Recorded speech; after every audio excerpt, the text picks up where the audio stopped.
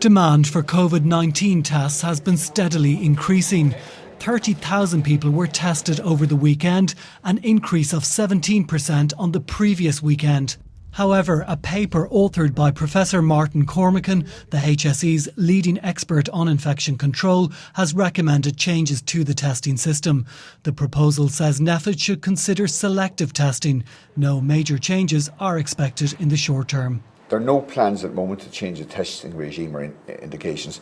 Yes, there's a discussion paper put in because we're now examining a totally different scenario than the one we had a year ago. And what we're doing now is imagining what the transition from a pandemic stage to an endemic stage, where this disease is no longer considered exceptional but part of a profile of other seasonal viruses. The HSE discussion document discourages the testing of children under 13 with mild respiratory tract symptoms and no deterioration over 48 hours.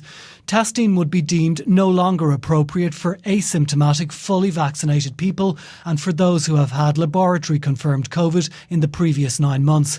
Infectious diseases experts say the key metrics have to improve further before there are any changes to testing.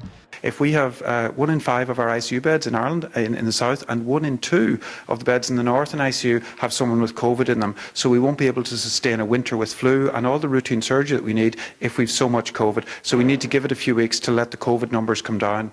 The HSE says any changes in testing will depend on case numbers, the positivity rate and the impact on hospitals. Health officials say there is no specific timeline for scaling back testing for COVID-19.